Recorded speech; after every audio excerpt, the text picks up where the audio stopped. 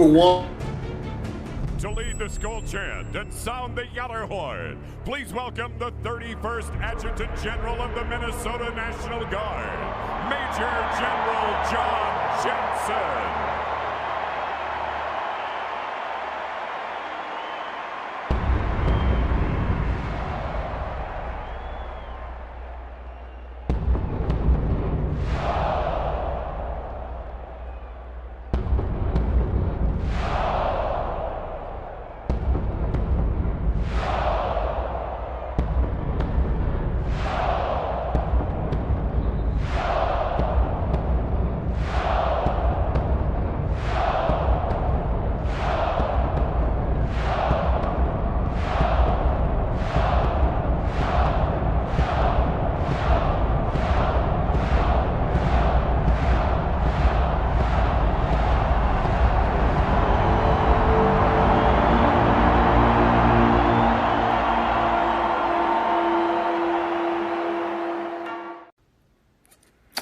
Well, hello, this is John Randall, Minnesota Vikings legend, and it is my pleasure to say, Minnesota Vikings fans uncensored, are you ready?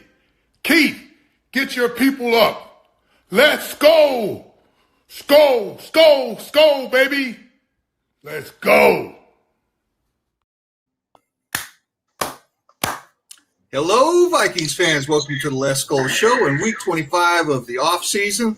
I'm Fish. As always, I've got Mr. Positivity, Cody Bowden. He who greased with smoke Skolful Shack. Our Captain Keith is behind the scenes doing Keith things, but he'll be with us in a moment. We are 75 days away from the first game of the 2026 NFL season. Any Viking players come to mind with that number? The front office continues to take shape, and there will be no supplemental draft this year. Bleacher Report put out a to-do list before camp spent for every team. Let's talk about it. You got stumped. Our Vikings trivia game is back. This week, Skol Cole was my contestant. Stay tuned and see how he did. Justin Jefferson's status in this league has been questioned. We're going to answer that. We will shine the SKOLight on another player trying to crack the 53 this year. We're going to go around the Gjallarhorn with our hot takes and make our purple prophecy predictions. But let's break this ice. Fellas, I'm in the market for a new Vikings jersey since last year's didn't work out. Oh, you dirty bastard. So, well, for me, I'm leaning big citrus because there's no way getting the jersey of a guy on a rookie contract could backfire, right? McCarthy. Anyways, what was the first Minnesota Viking jersey you owned? Let's hear about it in the comments, too. Tell us about your first jersey. I could go first. I actually, before I found about the Let's Go on Facebook, I was part of a Bleacher Report group. And I had bought a jersey from one of my buddies in there. And the first jersey I own is a Stephon Diggs jersey. Number 14, it was the away jersey because I felt, this is me, I was like, you know what? I'm not going to buy a Vikings jersey until they win the Super Bowl. Turns out I would have been waiting so long. So I just gave up and bought me a Vikings jersey.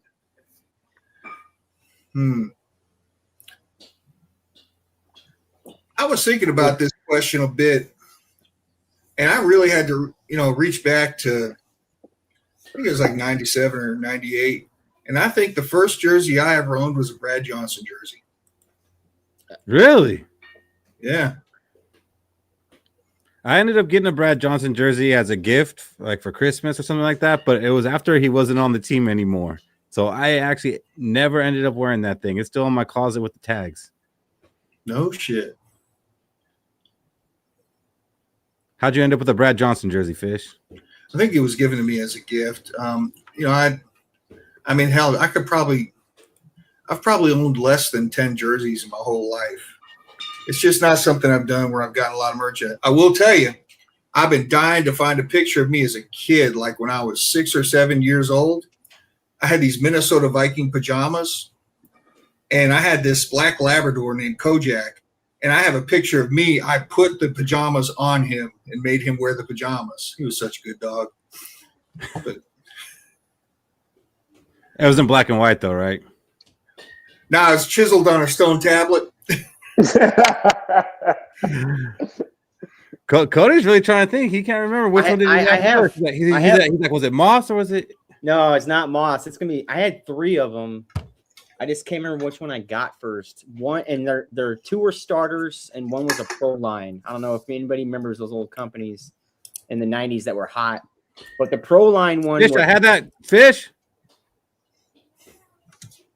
The pro line one was Warren Moon. Actually, it was completely stitched. It was a pretty good, but it felt like a sweatshirt. And all the jerseys my dad bought me, I was like 7 or 8, and they'd go down to my shins or past my feet. It was not Brad Johnson, Robert Smith, Warren Moon, and the last one, I want to say it's between Chris Carter and Randy Moss, but I can't remember. I remember the stitching on it, the how they vinyled it on. It was peeling away off the jersey when I got it. So it was like my dad bought it at the Goodwill somewhere and got it for me. But yeah, I'm pretty sure it was Warren Moon or Robert Smith as my first jersey. I just can't really. It's when I was 6 or 7 years old. Well, Fish, so the reason I wasn't putting the comment up on the screen was because I didn't want him stealing my thunder. That my first jersey was Warren Moon. And then Cody comes right in and steals my thunder. What Warren Moon was? In fact, I hate all 3 of you. Was it the Theo's never allowed on the show again. Ban him. Yeah, Cody, you're banned. Was it the starter or a pro line? I don't give a shit. It was Warren Moon. Yeah, I don't know. I don't think it was a starter, but it was the white. It was a white one. Oh, mine was the purple one. It like didn't have any kind of jersey holes in it either. It was just a straight. It felt like a sweatshirt. Yeah. So Warren Moon was my first one. Not just because I happened to run into it. It's like, oh, Warren Moon jersey. I have money in my pocket, and I just bought it. Number 1, Warren Moon. I still have that in my closet somewhere. I can look and see what it was. And then I ended up with a Robert Smith jersey and a Chris Carter jersey too. I don't know if it was in that order. I used to get jerseys all the time, Fish. I know you said you weren't banning them, but I was. Now I don't care. And I tried to care again, and went and got JJ McCarthy last year. And hey, it reminded me of why I don't get jerseys anymore. Buddy, if he's starting for us in the Super Bowl, I can see Cody tearing them 2 down off the wall. I'm going to the Super Bowl. I'm getting that thing signed. Both of them. So Tommy's was a Moss with the bucket hat and the purple Air Jordans.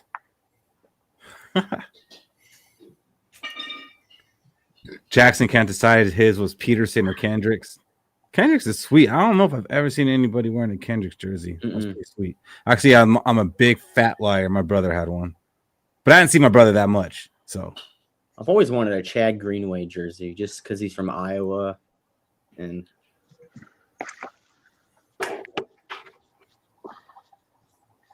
T-Bass says it's hard, to have a jersey with a kid younger than you. And I do agree with that. It's like, you can't even get a Jim Marshall, T-Bass. Wow. Wow. All love, T-Bass. All love. Well, while we're here talking about jerseys, we are 75 days away from the first regular season football game of the season. And being 75 days away, let's look at some players to wear the number 75 for the Minnesota Vikings.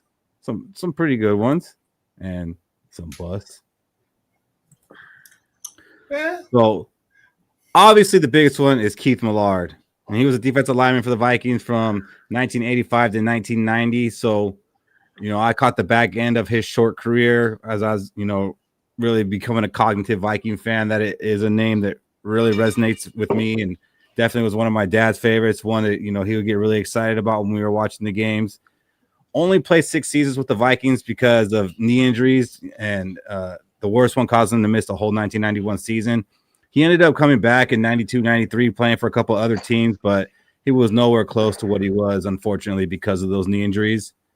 But the craziest stat for Keith Millard, 93 games played, 70 starts. He had 58 sacks. So 58 sacks in 93 games, basically getting a sack every other game that he played. 2-time first-team All-Pro, 1-time second-team All-Pro, 1989 Defensive Player of the Year, 2 Pro Bowls, top 5 MVP vote getter for a defensive lineman. That's really unheard of. 3 seasons with double-digit sacks, part of the 1980s All-Decade team, and one of the 50 greatest Vikings. This is all basically in a 6-year career that he did all this. That freaking blows my mind. He had 18 sacks as a defensive tackle in 1989, which was the NFL record, and that stood all the way until 2018 when Aaron Donald broke that. Cody, I know your dad had talked about Millard. You know, he didn't really talk about Millard. I mean, I wasn't old enough, or I don't remember if he did, honestly. I'd be probably too young to know that. But he was a big offensive guy. He was big in defense for the Purple People Eaters, but then after that, the defense kind of like went away from him and he went full offense, especially when the days when Randy Moss came around and Chris Carter. So, Fish, he was your era. Oh, yeah. Let me tell you something. I was waiting for you to come to me, baby. Keith Millard. So, the mid-'80s Bears defense, especially at 85, they got all the recognition, right? But when you think about the Vikings defense, where you had Keith Millard on the inside with Henry Thomas, then you had Chris Dolman on the outside, and then behind them you had Scott Studwell. We were insane on defense. And I remember reading an interview with one of the linebackers. It wasn't Studwell. He said that it was damn near impossible to play behind Keith Millard because certain defensive calls, he was supposed to cover certain gaps. And he was just like, nah, I ain't doing that, fam. I'm going this way, or I'm going whichever way I feel. And the linebacker's responsibility was cover the gap where he wasn't. So that made it real difficult for them. But he was just so insanely talented. Like you said, better than every other game by a little bit, a sack from an interior defensive lineman. Give him 5 more years on this team, and we would probably be talking about him the way we talk about John Randall and Kevin Williams. He would probably be considered for the Hall of Fame. He was just that good. Oh, no doubt about it. I mean, give this guy 3 more seasons in his prime. He's probably a Hall of Famer if he keeps up those accolades. Like 9 seasons, probably breaking records. Mm-hmm. And then the next biggest name to wear that number, it took a while, was actually Matt Khalil. He played 5 seasons with the Vikings. And in that 5th season, he only played 2 games because he had a knee injury, and that pretty much ended his run here. But his decline started before that knee injury. He was selected 4th overall in the 2012 NFL draft. And, it was part of the offensive line that paved the way for Adrian Peterson's historic 2,000-yard season MVP campaign. He was also a Pro Bowler. So after that first season, it looked like we did it. We nailed it. We finally got us a solid offensive tackle. And, we don't see the Vikings draft inside the top 5 too much, so really didn't want to blow it. And for a season there, it looked like we didn't. But then kind of shifted. Like he just got, worse mechanically, was getting beat often. And then the injuries started, piling up. And basically shifted from what could have been a cornerstone franchise left tackle to one of the most frustrating what ifs. What school did he go to, Shaq? I think he went to UCLA. Nah, it was not UCLA. I know that for a fact. So my boy Matt Khalil, he went to USC. Pretty much, his claim to fame was that Dallas had drafted Tyron Smith and to play their left tackle, but at USC, Tyron Smith was our right tackle because Matt Khalil was our left tackle, and he was better at being a left tackle than Tyron Smith was. So pretty much, I know in that same draft, we was actually supposed to pick 3rd, but we traded back with the Browns so they could trade up and get Trent Richardson from Alabama, who I thought was going to be an elite running back, and I don't know what happened to that. What else about Matt Khalil? I will say ever since that injury towards the end of his rookie season, he just never looked the same. Like it didn't make sense. Like he was looking so promising. And before we had drafted Matt Khalil, I don't know if you guys remember Charlie Johnson. He was a left guard for the Colts who lost his job and he came to the Vikings to be our left tackle. And we actually start him at left tackle, which is why we was able to pick top 5. Yeah, but we should have been picking even better because that season we went 3-13. And honestly, if we would have went 2-14, we're talking about Andrew Luck or RG3 at that position. And one of those games that we won was against Washington when Adrian Peterson tore his knee and we had Joe Webb at quarterback and we were losing that game. And we came back to win that meaningless game in December. Had we lost that game, we would have been in contention for the number 1 pick, which could have been Andrew Luck. At worst, we'd have the number 2 pick, which would have been RG3. And RG3 was a bad mofo till he hurt his knee. And I don't think the Vikings run him into the ground the same way that Washington did. Had him running out there with his knee already torn in the playoffs, had him still running out there. That wouldn't have happened. Who was our quarterback? Ponder. Hey. Oh, man. I just want to make sure that we state the greatest fact about Matt Khalil before we move on. I was going to avoid that, Fish. Hey, he's very sensitive about that. He's very sensitive. I don't want to get sued.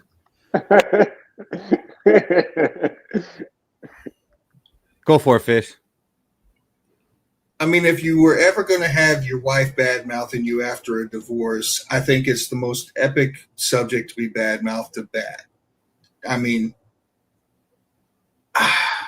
if he's got a Tinder app, I'm sure that the swipe rights just went up exponentially after that happened. Because it just goes like that. And Skullmaster, yes, I know Burke wore 75 in his rookie year, but I omitted him from this because that wasn't his number. But yes, he did wear it for his season. After Khalil, 2 years later, Brian O'Neill, offensive tackle. Played 8 years for the Minnesota Vikings, 2-time Pro Bowler. And with Harrison Smith not signed right now, he is the longest tenured Minnesota Viking. I honestly think it would be hard for you to make a top 10 Minnesota Vikings offensive lineman list and not include Brian O'Neill. Anybody want to give it a shot? It's impossible. The only guy you can add on there is probably Bryant McKinney, and then he's still in the top 10. How many years did Lowholt play for us? He played like a good 6. Phil Lowholt from Oklahoma. You got Brian. While y'all are pondering that, let me say something nice about Brian O'Neill because I'm not known for saying something nice about Brian O'Neill. Brian O'Neill was a tight end in college. He was drafted by us to be an offensive lineman, undersized. If I remember correctly, he was called into service in his rookie season where he had to start. And right off the bat, despite not having really put on the weight to be able to play tackle, he actually did a pretty good job. You know, I liked him a lot while we had him on the low-end deals and all that. I just don't think he's worth all that money to get that high-end right tackle type money. That's all I got to say about that. But when we got him, he had me fooled. But now that he's not even a top 20 paid tackle, does that bring you back at all?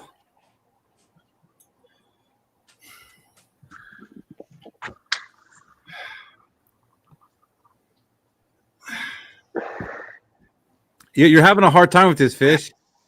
I am. See, because once again, for all that time, he was a 7 who looked like a 10 because he was surrounded by 3s.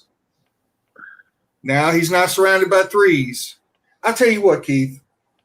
If he stays reasonably healthy this year, and still looks good. And as far as right tackles, if he is in the top 7 graded right tackles in the league, I will give a glowing endorsement and say re-sign that man if he wants to re-sign. Well, hold that thought because we are going to talk O'Neal a little bit more later on in the show.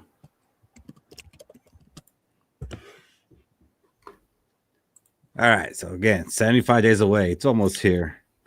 Have you guys been watching the World Cup at all? No, I just been watching the fans. There's been some pretty good fans. You know, they get all excited. Don't get Brev started. I watched the last second goal by Turkey. Totally crushed. Yeah, me too on my anniversary. Wait a minute. Before we take another step forward, Keith,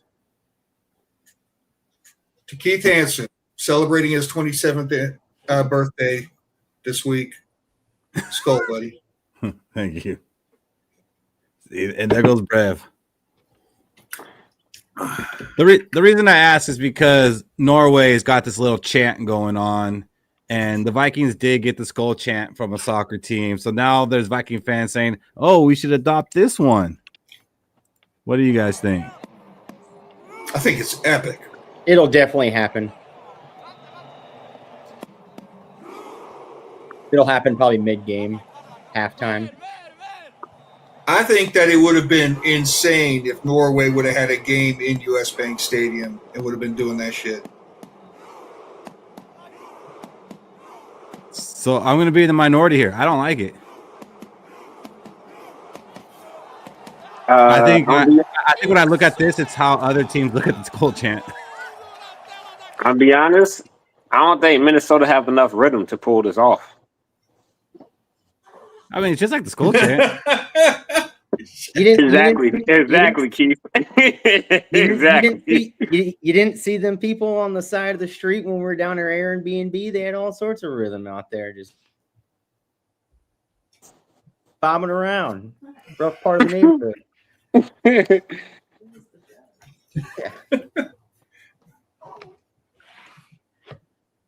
No, I think we could do it. I think it's going to happen too. Definitely in the middle of the game. I don't think they're going to adopt it like the Skol chant.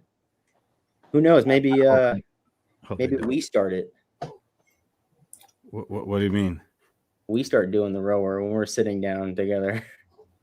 No. We can do it. I'll be going to get popcorn while you guys are doing that. Get me drunk enough. Not a problem, Shaq. I feel like that wasn't an issue that weekend. The only 3 assholes in the stadium rowing.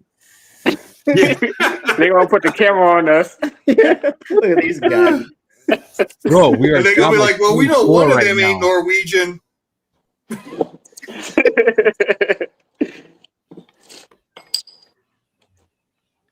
And then, in other news, not Viking related, no supplemental draft. So all that talk about Sorsby and should the Vikings or will the Vikings, null and void. What do you guys think about the NFL's decision not to let Sorsby get his shot in the supplemental draft? I think it was a good decision. I mean, you did gamble on your own team. You gambled against your own team. They give guys a full year suspensions for gambling in the NFL. So this is no difference. You're going to miss a year into the 2027 NFL draft. I mean, Isaiah Rodgers only missed like 6 games. Who's the Falcons receiver that got suspended the whole season for gambling? The one that's on the Titans now? Mm-hmm. I can't think of his damn name. He's a good one. The kid from Arkansas? No. Ridley. Calvin Ridley. Yeah. Ridley. Yeah, really. He got suspended the whole season for gambling. I think it's pretty much the NFL saying, since you belong to us, you can't gamble. We steal money from other people. It's basically like inside trading. What do you think, Fish? You think it was fair of them to do that? I mean, like the supplemental draft is usually for people who messed up, got busted for drugs, or got in trouble at school, or maybe an assault or something. For some reason, they got kicked out of school, but like this is where they drew the line. I think I'm a pretty big proponent for the integrity of the game. I don't like the idea of any sort of suspicion that a game could be rigged or fixed. Warren Moon's my favorite football player of all time, and I'm telling you, he threw that playoff game against the Bills. I can understand it though, because but here's the caveat to it, right? What are the chances of him, even if he got in on the supplemental draft, of him being able to forge his path to getting to a position where he's starting regularly for a team? Can you name 4 teams in the NFL where that's possible, Cody? Yeah, 100%. Jets, Cardinals. You can even argue the Saints if Tyler Show doesn't do well this year. And then 3, we got one more. We'll go with the Giants in case Jackson Dart doesn't do too well this year either. Or Minnesota. Yeah, you stretching there. Maybe you should be banned from the supplemental draft for that gamble. Well, didn't you just say? didn't you just go McCarthy about jersey sales earlier? He did McCarthy. Mm-hmm. Well, that's because I thought that was a dig about But he's me. got positive feelings on Kyler Murray. Yeah. Oh yeah. I'm trying to think. The thing is, I think the Cardinals are gonna roll with Carson Beck. They rather roll with Carson Beck than Sorsby. The only spot I really see him starting is the Jets. Even though the Jets got they drafted the quarterback too, but I don't think it's not even about him starting. It's about him getting into the league and starting, his development. Like no one said he had to come in and be a starter. He probably wouldn't have even played for whatever team picked him up this year. Yeah, that's what I'm saying. That's the soft spot against the risk of actually allowing him in. Is it would be tough for him to get to a spot where he's starting regularly. Yeah. That would be the caveat to say, well, even if you did let him in. I forgot a lot of teams draft quarterbacks top 10 and let them sit on the bench to develop. Well, Sorsby would not be top 10 draft pick. Oh. And that's why he's not in the league. He should have just declared for the 2026 draft and not get selected. How could he have done that? He didn't know he was going to be banned yet. He had a good feeling. He had a good feeling. He had a good feeling he was about to be back when the judge told him he's going to be able to play too. Did he bet on that, Cody? Yeah. Well, he did. He was betting on himself to go back to college and better his draft position.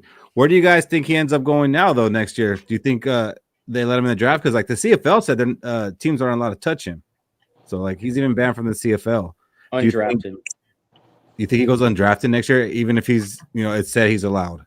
Yeah, a year away from football. And then he can't go to college? Can't go back. Nope. Banned from the NCAA. UFL season's already over, and that happens during the draft. Yeah. Well, he'll be a Minnesota Vikings UDFA next year. He might have to go to the Vikings charity and do one of them football programs. You might have to do flag football somewhere. Or just come on to our charity show next year. That too.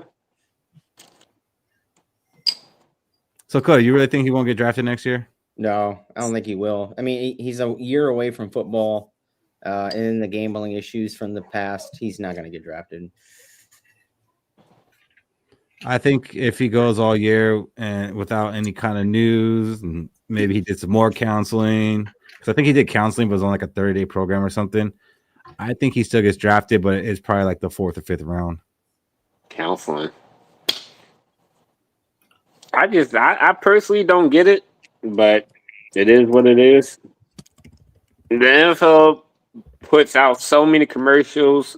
They promote gambling. They got FanDuel, Kalashi.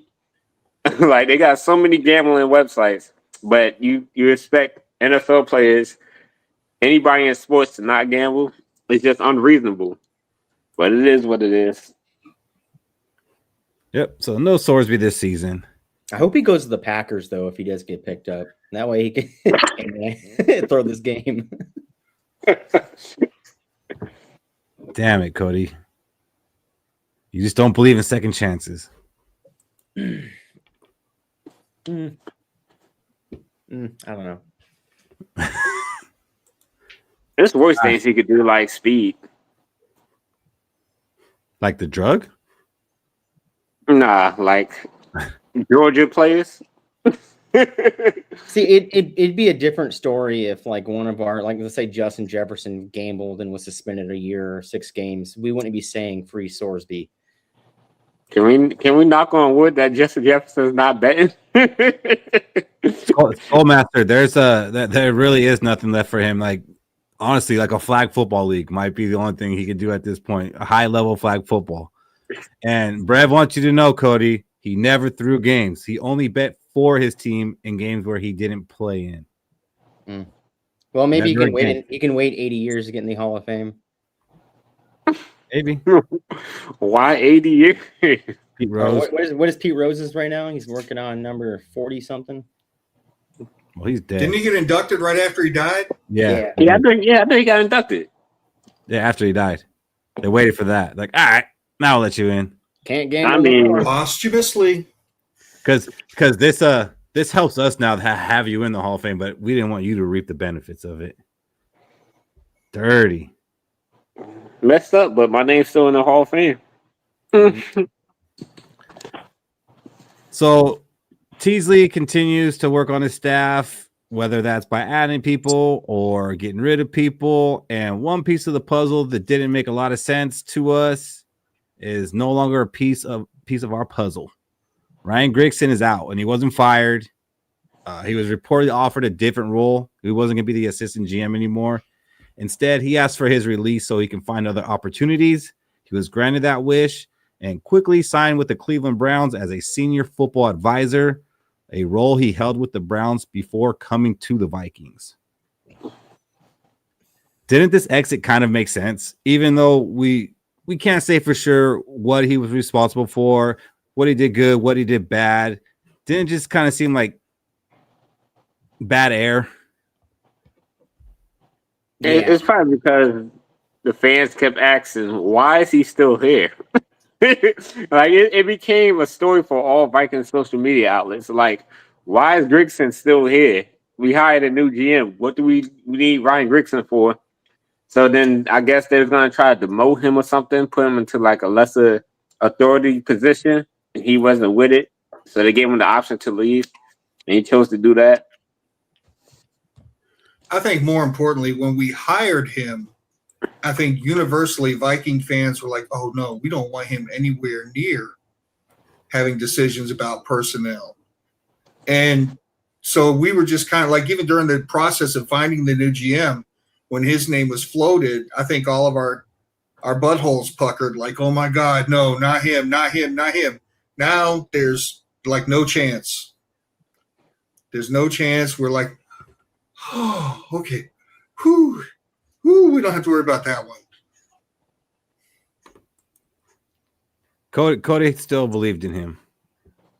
I mean, I didn't know what he did wrong for Minnesota, honestly. Like, if I don't know the facts, I'm not going to, like, put him to a crucifixion. That's just not what I'm going to do about it. But Do you know what he did wrong for the Colts? It's not the Vikings. That's the Colts. Okay. So I don't care. Do you want to give him a? Do you know what he did right for the Browns? Okay. You don't want to give second chances for players, but you're like, okay, you destroyed Andrew Luck, you destroyed their offensive line, but let's give you a shot here. Yeah. And he's the one that destroyed Andrew Luck. I think the funny thing is Richardson over offensive line. Yeah. No one told I him think to the play. funny thing is though, Andrew Luck don't hold that against Ryan Grigson. It's more so they didn't see eye to eye about the medical stuff. And then he kind of gave him the ultimatum, well, if you don't want to follow what our staff is doing, then you could just leave. And that's why Andrew Luck retired. I seen that in like one of the documentaries about like why Andrew Luck left while he was still on the Colts. It's pretty much he had his own doctors and he rather report to his own doctors than to go to the Colts doctors and physicians because he didn't see himself getting any better with them. And he eventually was like, he just didn't love the game no more. So he ended up retiring early. But he doesn't hold a grudge against Ryan Grigson. Brev. Let me address that. No one knew what he did Minnesota. here in Minnesota real quick, Keith. About all these positions, changes, people being hired, coaches being hired, whatever. After we announce that they've been hired, nobody remembers anybody in these, these positions that are brought on. All the guys that were hired on by Teasley we went over last week, in 3 weeks, ask about those names again. Until maybe they get a shot at going to be a GM for another team. Nobody remembers anything anybody did that's not the GM or the head coach or Brian or B-Flow. So, yeah.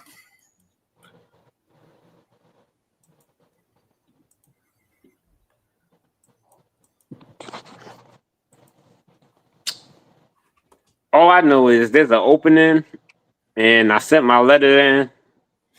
I'm just waiting to hear back. Keep us posted. I will. If you don't see me next week, that means I got hired.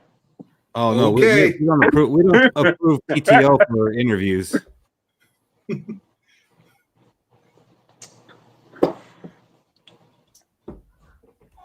All right, let's get into the meat of it.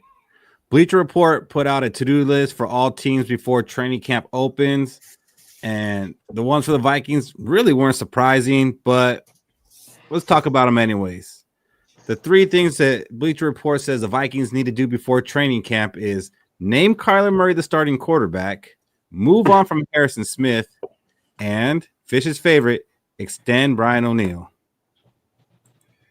That's it. The first one, name Kyler Murray the starter. That's the first thing on the to-do list. When we first signed Kyler Murray, I think all the fans pretty much assumed right then, there's our starter. But the Vikings keep saying this is a competition. And Kyler has said the competition has made it harder for him to learn the offense. And there's a lot of mumblings that JJ McCarthy's looking pretty good. All that being said, who thinks the Vikings should just knock off this competition talk and go ahead and name Kyler Murray the starter for week 1 right now? I don't think name Kyler Murray. I just name a starter. That's all I care about. I mean, if you go, the longer this thing drags out, I think the longer it's going to hurt the team. Just name the starter first week into training camp. Name that guy right there. I don't care who it is, as long as there's a starter for this team and it's already labeled. I feel like the team already knows who the starter is. They just not naming the starter to avoid the media constantly. Like if they was to name Kyler Murray the starter, then they're going to constantly get questions about what are you going to do with JJ McCarthy? Are you going to trade JJ McCarthy? Is he not ready? Or if JJ McCarthy is named the starter, then they're going to be like, so what role is Kyler Murray going to serve? So as long as they could push this narrative closer to the preseason and let the team focus on just practice, that's why I think they named the starter. But I think the Vikings already know who the starting quarterback is. I think they just want to wait it out until they are forced to name the starter. Well, Shaq, to that point, though, if they're doing it just because they don't want the media asking them questions, don't you think that's kind of detrimental to the team? Because if you know who your quarterback 1 is, then they probably shouldn't have been giving up half the snaps to the other guy. And, I mean, shit. Shit. They both need first team reps. You never know when your starting quarterback's going to go down. 50-50, not 50-50. If you know someone's your starter, and especially if that starter is somebody not familiar with the offense, is trying to learn the playbook, I think they're getting. I totally get that. But I think you can get away with it in OTAs, but you can't get away with it in actual training camp. Kyler Murray didn't sound like you can get away with it in OTAs at the podium. Yeah. Neither quarterbacks played a full season in the last 2 years. So right now they both deserve first team reps because we don't know who's actually you don't know who your starter because you don't know who your starter is. So you need to give them both first team reps. Either way, right now they both about to start this season because neither one played a full season. So they both started. What, Chick? What?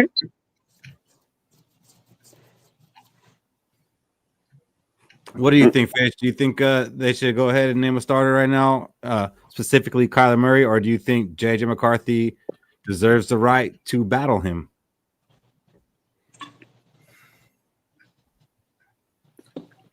I think of course, it would be better for the player if they could name a starter. If they could have named a starter, in the last week of OTAs, it would have been better for somebody. But I think it just goes back to what I've been saying for a few months now. Kyler Murray ain't the answer. He's ass. Wait till he has to start calling them plays. He ain't going to get it. And it's showing. He cannot separate himself from J.J. McCarthy. All that is not even close shit that first week. That was just an attempt to build a narrative to make him the starter. He ain't that good. He's a square peg and a round hole. If he was named the starter, would he stand a better chance at getting ready for week 1? He would stand a better chance, but I still don't think he'd be able to. Name him the starter. Name him the starter for week 1. Let him go out there and struggle. Make me look like a genius. Go ahead. So nothing's changed with Fish since day one, but what about you two? Has anything changed on your opinion about Kyler Murray possibly being the starting quarterback of this team from the day you first heard that we signed him to right now? Not much. I pretty much the only thing I'm excited about is that they said it's a close competition. I thought it was just going to be hands down. Kyler Murray is better than J.J. McCarthy. So that does show J.J. McCarthy is improving from what we've seen last year, especially what we've seen at the Falcons game. So that's pretty much my take on it. And even if J.J. McCarthy don't start week 1, he's constantly getting better. That's all we need to know is that at least he's getting better. We don't need him to be Patrick Mahomes this season. Just keep getting better, and then by next year, just be a top 5, top 6 quarterback.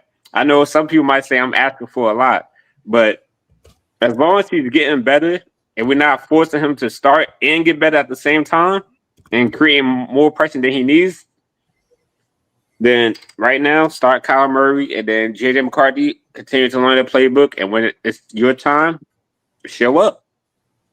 I promise you, JJ, if you're ready when the time calls for it, you will be given a contract with the Vikings. There is a rumor out there that the Vikings wanted to actually sign Kyler Murray to a long-term deal, or they wanted the option to franchise him after the season, and both of those were turned down. So in turn, the Vikings said, okay, we'll do this 1-year deal, but you're going to have to compete for the starting job. And he took that, if you believe that or not. Because now the Vikings have no guarantee past this season. Like, they might be punting on their young possible franchise quarterback for this 1-year fling with no guarantees afterwards. So I think it makes sense for them to go into this as a competition. What's the franchise tag for a quarterback? You think a team would trade for Kyler Murray if we franchise tag him? We can't franchise tag him. That's part of the contract. Damn it. Did we at least say he can't play video games? No, they didn't say that either. My biggest worry with the Kyler Murray thing and him saying that he's having a difficult time understanding the playbook and the scheme, it's telling me that KOC hasn't changed his offense. And we've been begging him to change and change and change. It just hasn't changed. That's what that's saying to me. Do I want to name Kyler the starter right off the rip? No, I want to name a starter a week into training camp, then they get the full reps. If J.J. McCarthy is the better quarterback, you start him. You have to, right? But I feel like there's he's not understanding things because KOC hasn't changed his offense, and we've been begging for KOC to change that offense. It's not happening, guys. I don't think you can ask KOC to change his offense. I mean, his offense, that's what it is. Like, if you want to change an offense, you got to get rid of him. Mm-hmm. And I don't think anybody on this panel wants to get rid of him. No. For the record, when I say change his offense, I don't mean change like the fundamentals or the way he calls his plays or anything. I mean, I'm talking about just being more balanced in his attack. I'm not Yes. talking about changing his concept. Just be more balanced in his attack. That's the way I want him More to change. 31 runs. Pretty much. Yes. Pretty much knowing you could keep the same playbook, KOC, just knowing when to pick the plays you want to do. You don't need to go creative on 4th and 1 when we just need a yard. You don't need to do a wide receiver screen on 3rd and inches or 4th and inches. Just run the ball.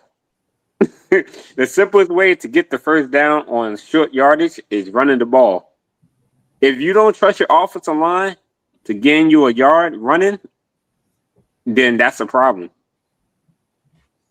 Dale, that's the rumor on the street. I can't confirm it. That's just the rumor.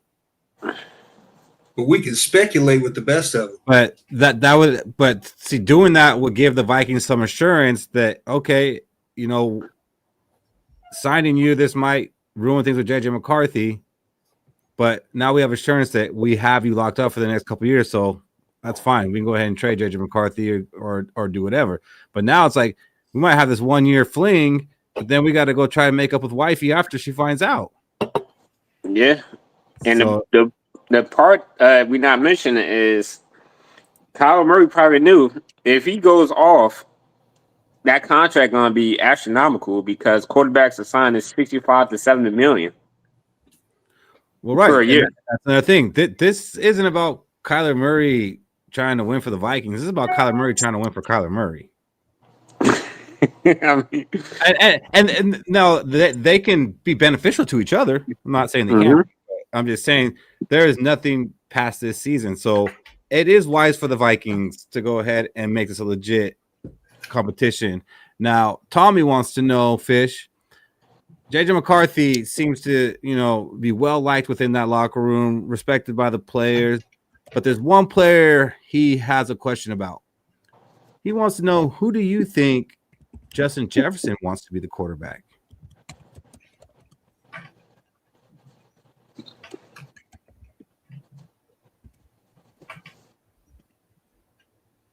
Carson Wentz.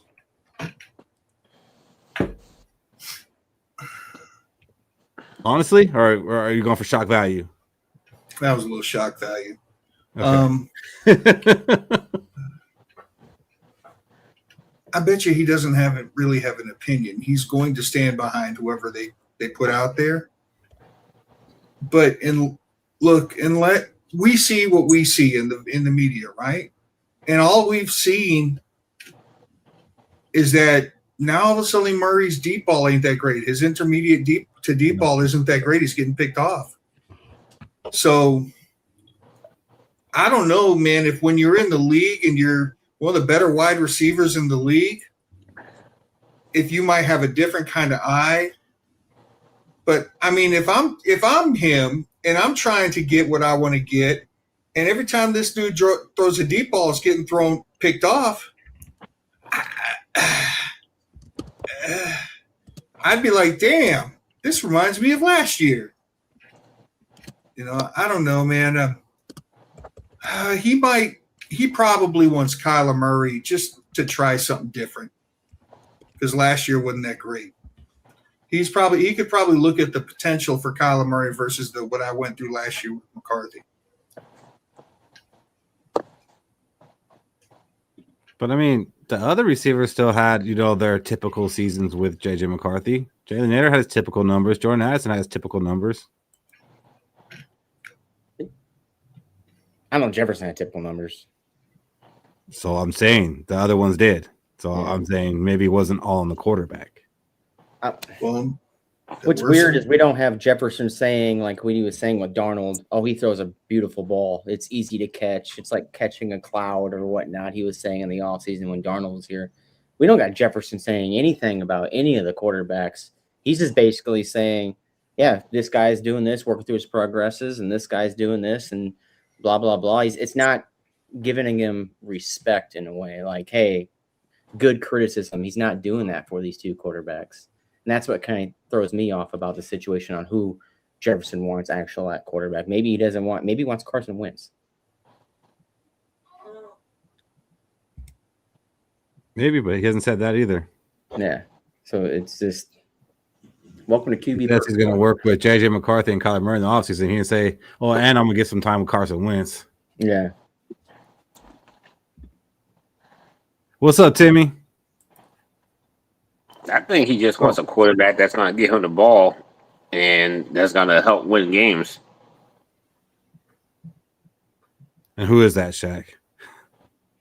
Yeah, I mean, shit. If Kyler Murray won the starting job, I think he deserved it. If JJ McCarthy won the starting job, he deserved it. It's Max Brosmer. He deserves it. Yeah, I can see Max Brosmer starting week 1. Just name the starter. I can appreciate this evolution, guys, because 6 weeks ago, you guys were all like, "It's Kyler Murray. Don't even question it, Fish. Shut up, Fish. It's Kyler Murray. It's going to be Kyler Murray." At least now you're all like, "Well, whoever's best player." I appreciate that, guys. Chris, I'm going to tell you. Oh, don't get me wrong, Fish. I still think Kyler Murray it's the offseason, Fish, and we need content. It's still Kyler Murray week 1. I think it's still Kyler Murray. I do too. I didn't like what he said to the media. I hate when the quarterback does it for the media and they say stupid stuff. Like when he said, "Well, I'm not getting all the reps." Like kind of like just it's about you. Like what Jay McCarthy was saying off earlier in his comments to the media. Like I don't like that. So now it's I don't care who's the starter, just name a starter. Yeah, Max Brosman not getting all the reps. How many first team reps he got? Yeah, I think he got 1.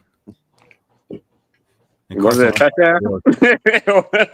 It was for the defense. Well, shit. So once a starter finally does get announced, what percentage do you guys put it at that both Kyler Murray and JJ McCarthy finish the season on the Vikings roster? 99%. Yes, on the roster. 99%. Yeah, 90%. I'm gonna go total opposite. I'm gonna say 0. Oh. I'm gonna say 0 because I think they both are playing for them. I don't want to say selfishly by themselves, but if McCarthy does well and there's a bunch of reports doing well, he has 2 things going for him. He can be named the starter for the Minnesota Vikings, or he can be named a starter for a different team if he gets traded for. So as long as he keeps continuing to do well, he's got a starting spot somewhere in the NFL, right? And I totally believe that, right? And Kyler Murray, of course, we already know he's playing for a bag next year, right? And he's playing to be the starter for this team. So they're both trying to play for something, and I think those are the 4 things they're playing for. And McCarthy, if he gets traded to a different team and becomes the starter, good for him. Proud of him. I think it depends who gets named the starter. I think if JJ McCarthy is named the starter, there's 0% chance they end up on the roster. If Kyler Murray's named the starter, I think it's like 95% chance that they both stay on the roster. Do you think Kyler Murray gets traded if we name McCarthy? Yep. I don't think so. I think he's just so cheap on the contract right now as a backup. So Best third string quarterback in the league. Speaking about trading these quarterbacks, I know everybody's got to do what they got to do to make their headlines during this offseason, but I saw someone float the idea that the Vikings should trade JJ McCarthy to Kyler Murray's former team, the Arizona Cardinals. And what he said they should get in return for that is a 5th and 7th round pick.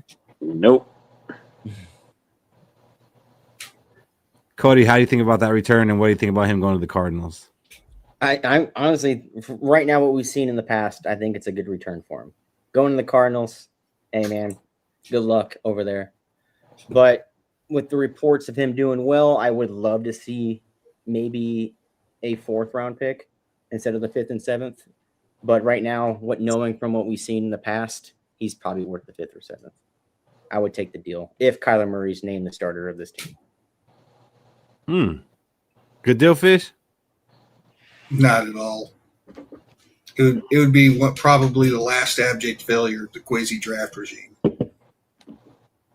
Can we still blame Kwesi if we end up taking that deal? Yeah, you drafted a guy in the 1st round with the 10th overall pick, and he ended up being so bad that we could only get a 5th rounder for him. That's not the whole thing, Fish. You forgot to say we traded up to the 10th pick. Thank you, Shaq. I knew I could count on you. Yeah. Yeah, because Peyton played us. Yeah.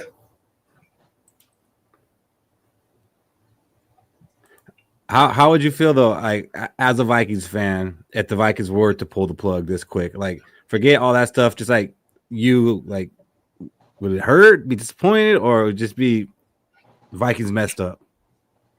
I would be hurt. To be honest, if they gave up right now on him, I would be hurt. Yeah, I'd be hurt too. Pretty much, I've been saying this. We won all those useless ass games with Kirk Cousins when he got hurt. We could have had a better quarterback, and now we're getting up on our young quarterback. I'm not trying to keep repeating this cycle of elite team, bad quarterback. Something got to give. No, it doesn't. I think it would be prudent to keep them both on the team, man, because they've both shown the last few years that they can't finish a season. No matter who's the week 1 starter, they're not going to start the whole season. So either one will have a chance, even if they don't start week 1. And patience is a virtue. We just spent a 10th overall pick on a quarterback. Ride him out as far as we can on this contract, and then let him go and draft another one if he don't work. Right, Cody? Yeah. Yeah. What is going on in this Twins game?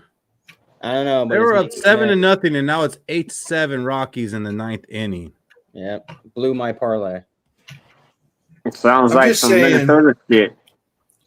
If it's a useless ass 5th round pick, just ride it out. I'd rather ride it out and take a chance that he might have to come into a game and do something.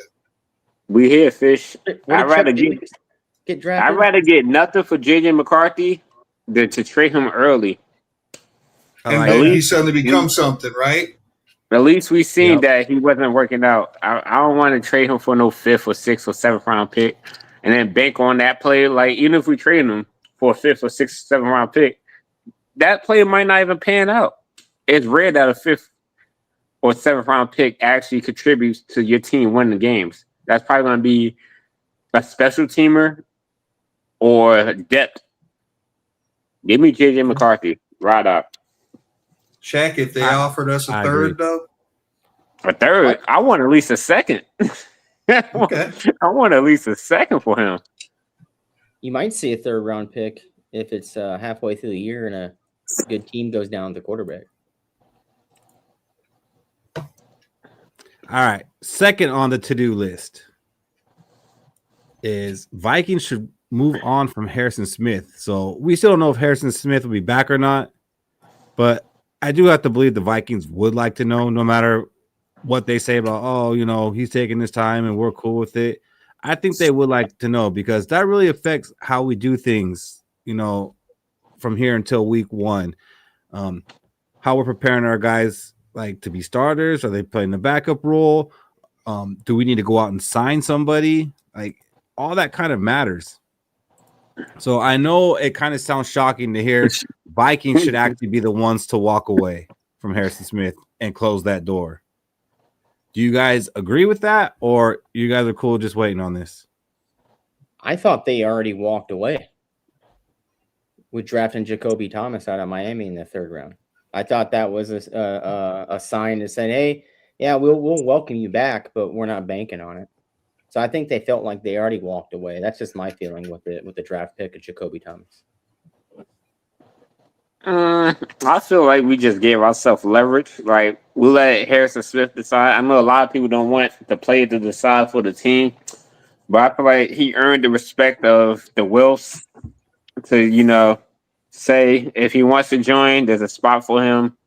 If not, the Vikings understand, and we have his replacement.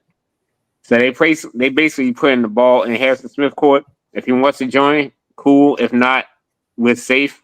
We're not relying on him to save us this year.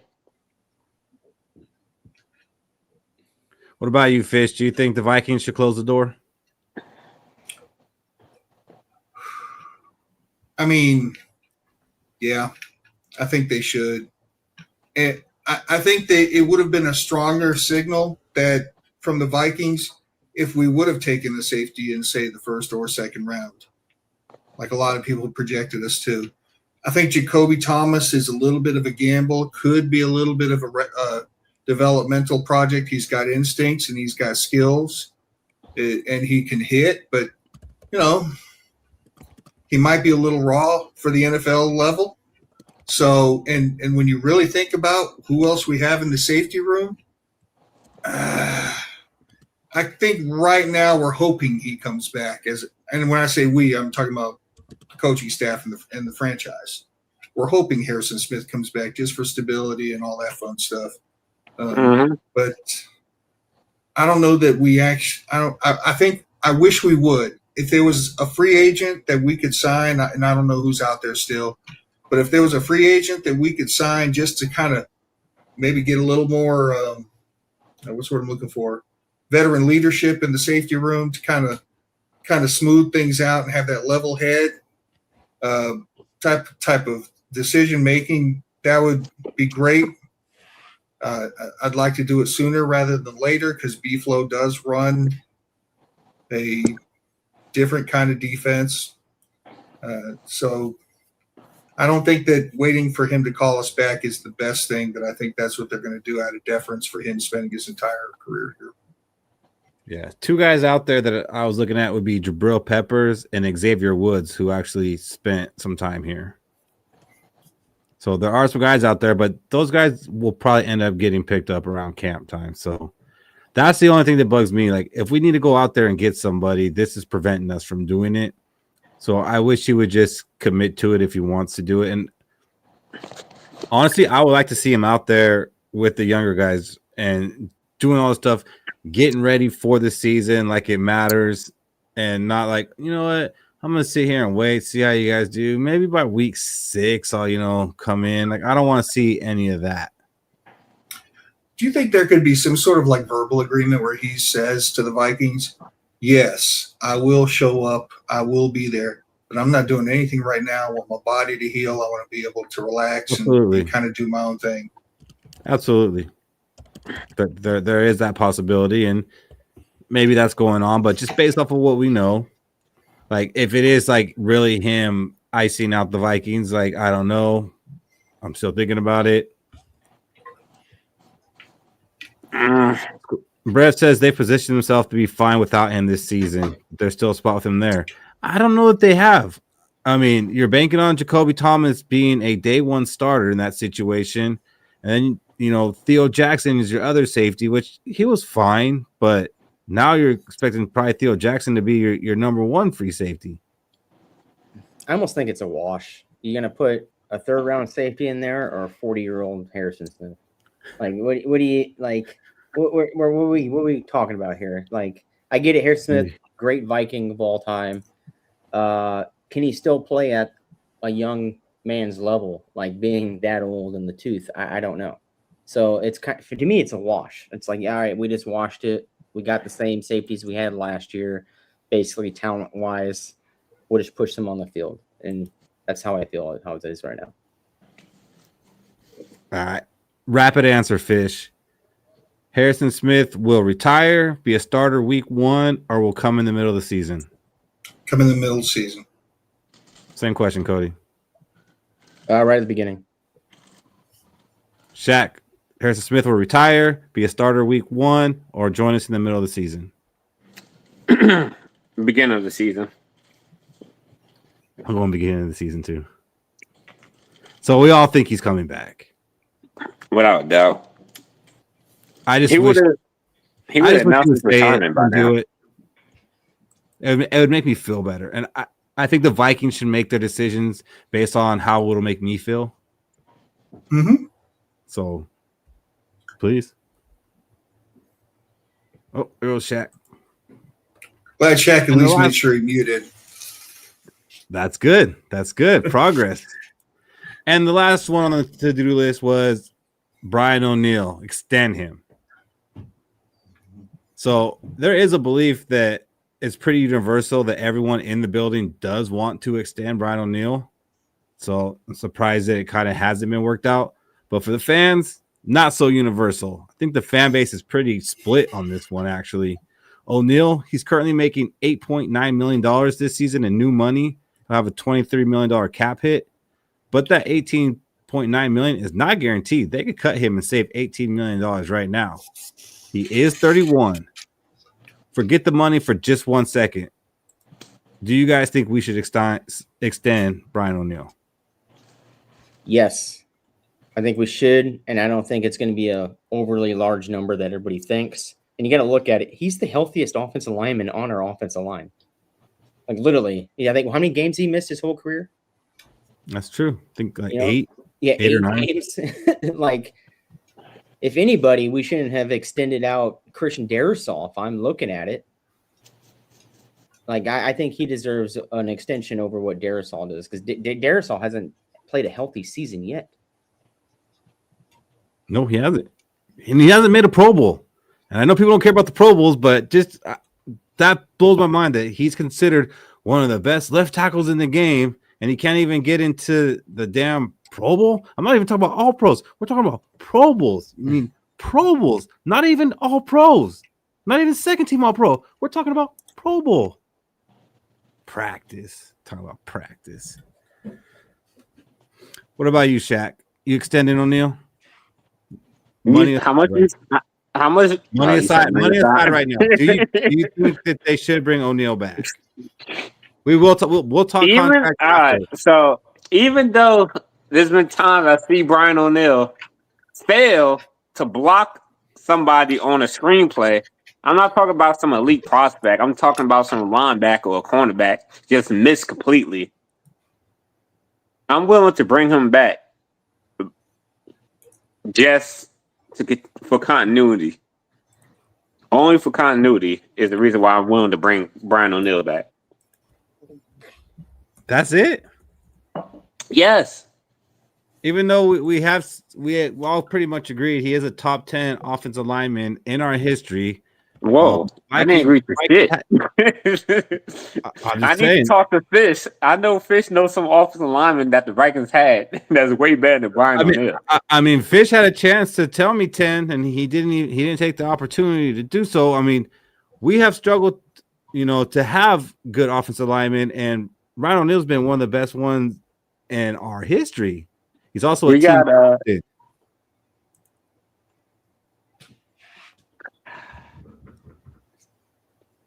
Fine. You already know, right, Keith? I don't know that. See, here's the thing, right? Brian O'Neal is one of the best in our offensive because he's played the most years. Missed the look. I'm trying to not be negative about the guy right now. I'm trying to not be.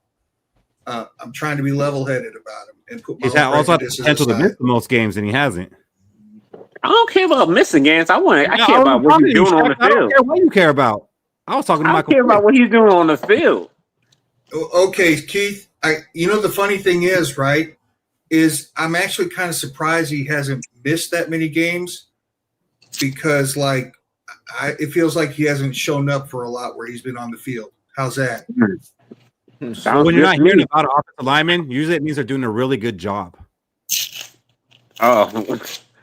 Go watch that Vikings and Lions game. When you're hearing about them, then that means they're sucking.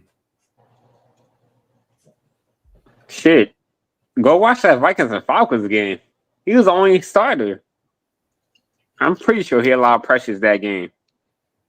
Thank you, Delton. See, now you're just BSing. I think I'm pretty sure he did. He must have. He had to have. I went to the game. Right, and you still can't tell me whether. So you're not supposed to notice an offensive lineman, but yet when you talk about the really, really good, and we're saying he's one of the top 10 offensive linemen in Vikings history. So he's got to be great to be a top 10 offensive lineman in Vikings history to be mentioned in the same sentence as Randall McDaniel and Matt Burke and those guys, right? You should notice him. You should be saying he's out there being dominant. He's out there mowing people over on screenplays or just running off tackle. You don't hear them talking about. They just you're not talking about him. Oh man, he's getting our quarterback killed. You don't hear that. But that is not saying he's great. That's just saying who said he's okay. That's not saying he's okay. Yeah, it is. You're not talking. You think about the great offensive lineman out there And you're talking I'm about not what calling him a they're Hall of doing. Famer. What's that? I'm not calling him a Hall of Famer. He doesn't Well, have to be if a Hall of he's Famer to get extended. okay, you're making me argue in a spot where I don't want to argue because I want to say extend the guy. But what I'm saying is that when you start to talk about name the top 10 Vikings offensive linemen and try to knock him off the list for a 60-year franchise that's had some really, really great offensive linemen at different periods, I'm just saying you should be talking about how great he is. Oh, man. Not just, oh, well, he's not the worst. That's why he's not the worst. I didn't say that's not what I said either. The problem is you only have two extremes. You're either the greatest or you're the worst. There's no room to come in a little bit. No, he's definitely mid. He's definitely mid. He's better than league average tackle. Okay. And how many people have a league average tackle? Then I guess what I'll do is I'm going to take some time, use a little Google, and I'm going to come up with a list of 20 Vikings offensive linemen that are better than him. Good luck. Okay. And it's not going to be, there might be an offensive lineman I that played with us for. Because I gave you a head start on that list because I'm confident in that. Okay. But I'm just saying, if I name somebody that was stellar for 3 years, don't say, oh, no, Brian O'Neill played for 8 or 10 or whatever. Nah, dude, while he was here, was better than Brian O'Neill, period. I mean, Brian O'Neill's just good. He's okay. Not dominant. You don't hear about dominance. And you're saying top 10 offensive linemen in Vikings history. Yeah. You've had at least 4 or 5 days to make that list. Hey, Dalton, and I guarantee that Brian O'Neill probably gets paid the 13th highest in the league. How much is that? No, I don't want to pay him. No, I think if you do extend him, that's what he's going to get paid. Oh, if you extend him, maybe he's like the 23rd or 24th highest paid tackle. So it makes sense to extend him. I don't want to pay him more than 20 million. What people are arguing about right here. I don't want to pay him more than 20 million. Top tier money. So let's bring the money into the conversation and start with you, Fish, because it sounds like you are willing to extend him, but I'm sure there is a cap on that. What does the contract look like to you where you're like, all right, that's a good deal for that man? Okay, my cap's not necessarily on the money. My cap's on the time. Okay. 1 year through the 2027 season. And then let's see. So he's guaranteed for this year. He's guaranteed for next year. And then he'll have one more bite at the apple if we want to give it to him to finish out his career as a Viking. And let's say that since he wanted a bigger contract, he doesn't get it, so you got to pay him a little more. Let's say that's $25 million. That hurts.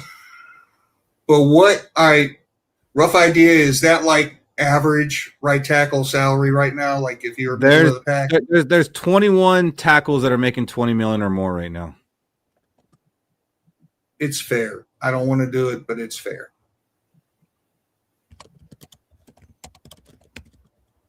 Shaq shaking his head no. Swallow first. Oh no, I'm not paying him 20 million. I'm giving him a 2-year contract worth up to 45 million. And he only getting 15 million guaranteed. Oh man, he ain't signing that. Then he gone. Get the fuck out of here. Skedaddle. Cody, what does this contract look like? Sign him for 3 years, spread the money out, so that way he's making the 17 to 20 million AAV.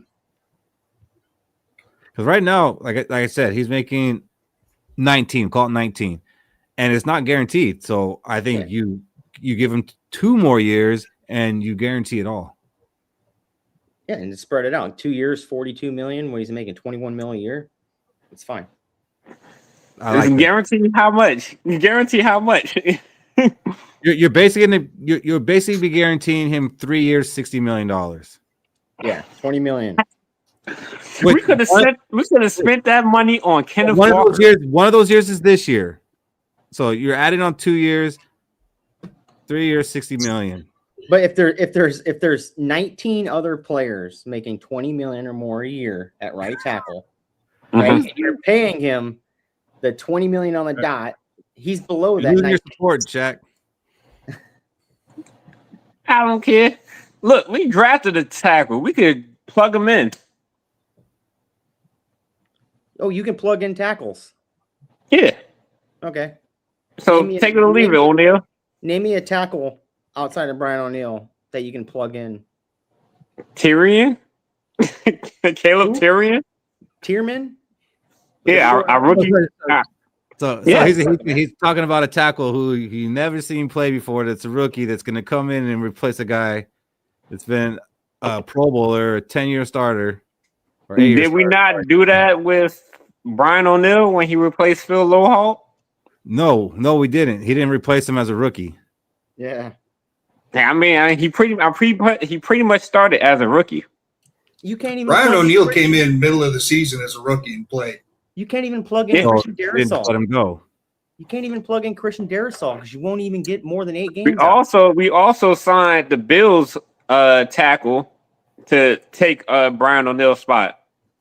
We didn't sign him to take Brian O'Neill's spot. No, he took Justin School's spot, which will probably be replacing Christian Darrisaw when he gets injured.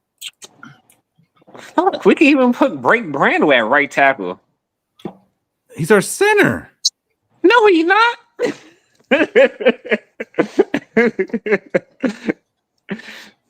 One day you're gonna wake up, Shaq, and you're gonna realize Blake Brandel is our center. I know, and that's what I'm gonna say. Why we didn't win the Super Bowl, because Blake Brandel was our center. A lot of people think Tiernan's gonna play guard anyway. Yeah, I think he's going to play guard. James Vanderberg. How many starts does James Vanderberg have in his career? That's the guy you want to throw out there? He didn't come here to start. He came here to be the swing backup. It's like the same people, it's like the same people saying when McCarthy was being bad, throw Max Brosmer in there. Throw him in there. Look what happened when he threw Max Brosmer in there. Calm down. We beat the Lions. Did we or did we not beat the Lions, Cody? How many times can you do that though? one in 16, baby.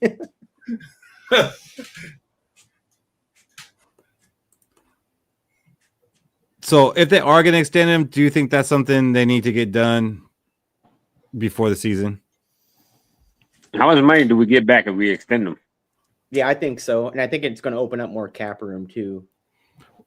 Well, it depends how many years they do, Shaq. If they do the 3-year add on 2 years, they could move all that money into the next 2 years and pay him like $5 million this year instead of 23. I gotta put this up here real quick. You said $5 million? That's perfect. I mean, but then that means we're gonna end up paying him like $28 million 1 year. So here's my question on that. Who out there is a free agent that would make it worth it for us to do that though? To create that much cap space to try to sign. Oh yeah, I wasn't doing it for cap space, but Shaq asked a question. Oh, okay. So maybe Shaq needs to answer it then. Oh, when he's done eating, and then he unmutes himself. Oh, my bad. If we could pay Brian O'Neill $20 million, we could pay Kenneth Walker $13 million. I'm just saying. I'd rather pay for an elite running back than a mediocre right tackle. Who can we pay? Kenneth Walker, that signed with the Chiefs for damn near only $13 million. So what's he gonna do? Reverse that contract and sign with us? Oh no! I'm just saying. For future reference, when there's a running back out there, I'd rather take the elite running back than a mediocre right tackle.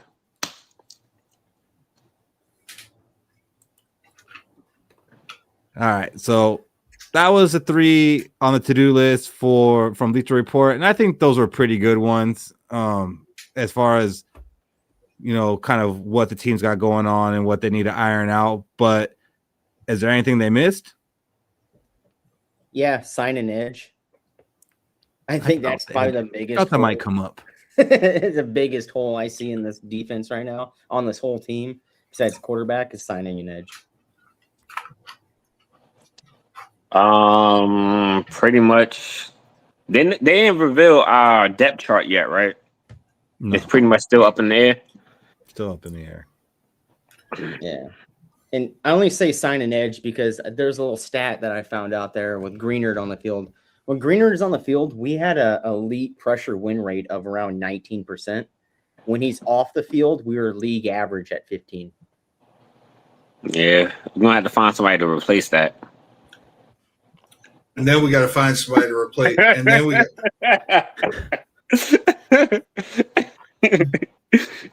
You got to. I knew the edge would come up, and I knew Cody be the one to say it, so I didn't have to say it. What about you, Fish? Is there anything else on this to-do list you think the Vikings need to take care of, or do you think we've pretty much covered it? I think that's pressing for this year. I would like to be snarky and say, yeah, find a right tackle we can develop to replace an aging veteran. But no, right now pressing, I think that 3 covers it. You agree? And Shaq? I am on the extend Brian O'Neill train. I just don't give him no damn 3 years. I'll say where I'm at right now is I feel like the Vikings need to trade for Jackson Powers Johnson from the Raiders and have him be the backup to Blake Brandel. Yeah, I think that shit might have sold, but maybe if Brandel doesn't look good, maybe. But It's giving me the competition we had with JJ McCarthy and Brosmer. Brandel, and who's his backup? Jurgens, Cody's favorite. Exactly. There's no competition. He's not getting better. Jurgens should be a cap, not cap. Yeah, he should be a cap casualty. All right. Well, I've been itching to get into this one, and that is we have brought You Got Stumped back, which is our Vikings trivia game hosted by Michael Fish. Fish, tell them a little bit about it, and we're going to play the first video that you've done this season. All right. You Got Stumped is something we came up with last year. It's basically just a trivia game where I give a certain amount of clues off a topic. It could be a season, a player, or a game. And you're playing against me. If I've got 8 clues, you've got 3 guesses. If you can guess the correct answer in those 3 guesses, you win. If not, you got stumped. I always make sure to ask you, when do you feel confident starting your fandom? So if you're one of them 1998 babies where you became a Vikings fan in 98, you started following method, you tell me 98 and on, I ain't going to ask you nothing about no 1982. It's going to be within your fandom. I want to be fair. I ain't trying to embarrass nobody. Tell you what, though, I'm not starting off the season so good.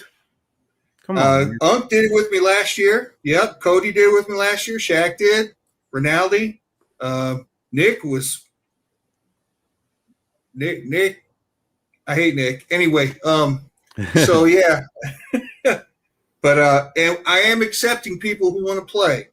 So you're about to watch me play with Skol Cole. And if this looks like something you want to do, hit me up. And we'll get it together. I do 2020 Skol Network with Skol Cole. He's also the host of Vikings Latest. Just to remind anybody watching, this is trivia. I'm going to give you 8 clues. You're going to have 3 guesses. Your category is what game is this? So you have to tell me the year and the opponent. And if it's a divisional rival, you got to tell me if it was the home or the away game. Okay. I keep it within your fandom. You told me I became a fan in 98. I will not ask you about my favorite year, which is the 1987 Vikings. Okay. I promise you that. It's within your fandom. Okay. So we are now about to play You Got Stumped. You guess this thing, you win. You don't, you got stumped, baby. Let's go. First clue, and I know you're going to get it after this one. Both teams went into this game 0-1. Okay. Okay. Okay. All right. Second clue. Lorenzo Bromell led the way with 2 sacks for us. Oh man, I could probably guess this right now, but I'm gonna give you one more. Oh, you that good, huh? Yeah. Well, Lorenzo is pretty. There ain't a whole lot of Lorenzo Bromell. Right. Yeah. Yeah. It's not him or his brother. It's him. So. Gotcha. Mo Williams had 17 carries for 102 yards and 1 TD for us. Okay. Okay. I mean, it's Take a guess, man. It's 1 to 2 years. Fuck, I'll go right now. 2001 Bears, Soldier Field. First guess. And one down, 2 to go. All right. Randy Moss had 11 receptions, 111 yards, and 1 TD. Okay. Okay. Okay. Next clue. This is clue number 5. Mike Tice was our head Yeah. coach. Okay. So this is 2002 Bills. Say it again. 2002 Bills. 5th clue. I should have That's done why you're number 1 in the power rankings. You got it. I knew it was one of them. Did you have the Doug Bryan missed field goals in that? You got it. No, the next clues were going to be we lost 45-39 in overtime. Yep. Travis Henry had 12 carries for 30 yards. Yep. And Drew Bledsoe, 35-49, 463 yards, 3 touchdowns. Man, all over the field, Josh Reed and everything. Couldn't stop him. Should have won that game, and it was just pissed down our leg. I mean, I was like, I know it's either the Bears or the Bills, and then after I missed the first one, I was like, I'm still gonna just let this simmer, but I knew it was 0-1 early. There you go. Damn, man, you would give Nick a run for his money, sir. And that's saying something. Like I said, I had to tell myself, like, don't jump into it. I still jumped into it, but that's all right. It's all right.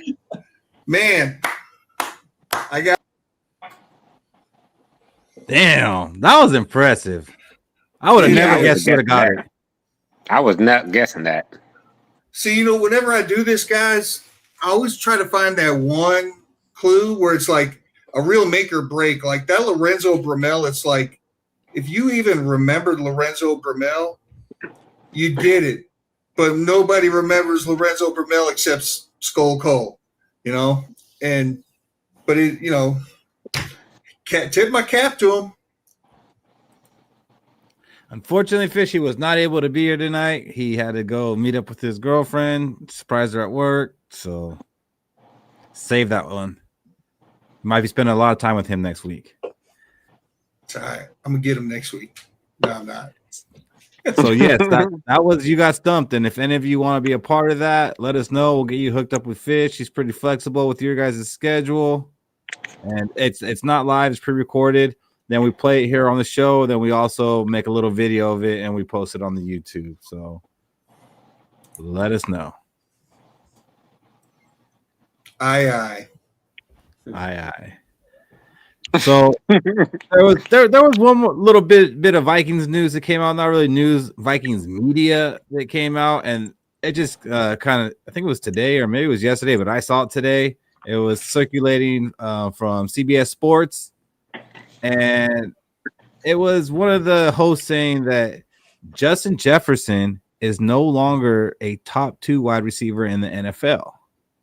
Now, when you first hear an NFL analyst say that Justin Jefferson isn't a top 2 wide receiver anymore, does that strike you as disrespect?